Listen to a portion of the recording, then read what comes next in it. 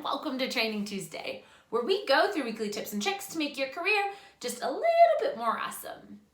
This week we are talking all about the right choice hurdle when it comes to work. And this is one of the most popular mindset issues that I have come up with clients, so I wanted to share it today. The reason that this is so popular with my clients is based on who I tend to work with. So I primarily work with really high achievers, perfectionists, the people who have always been the superstars when it comes to work. And because of that, we have this whole issue of the right choice that comes hand in hand with perfection. Not so good. So essentially what happens when we're talking about this is I hear these people start to talk about making the right choice. Stuff like, I have to make the right next job move. I have to make the right move about when to start this business that I'm thinking about starting.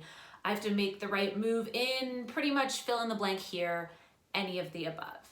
And this language always raises a bit of a flag for me because it's not a very helpful way to think.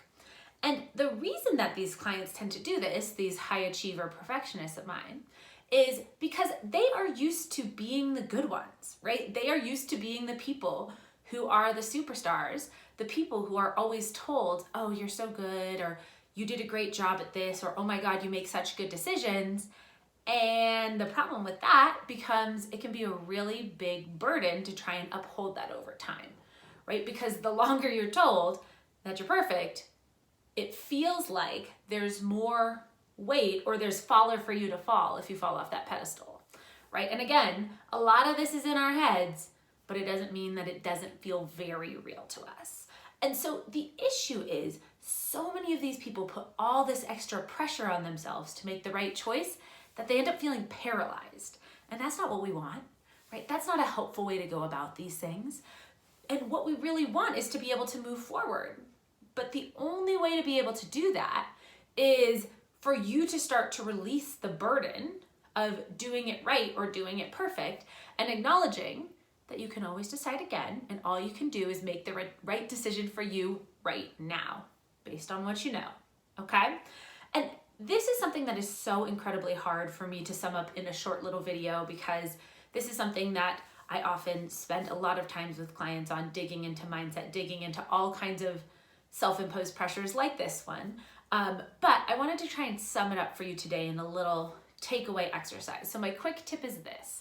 I want you to ask yourself if you're doing this, right? I want you to ask yourself if you're putting pressure on yourself to make the right decision, and instead start to challenge that a little, right? So if you are putting this pressure, try and get support in some way.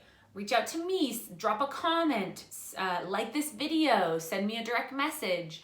You can also reach out to a friend, support, community, but find some sort of place where you can get support so that you remember that it's not always about making the perfect choice. It's about making the choice that's perfect for you.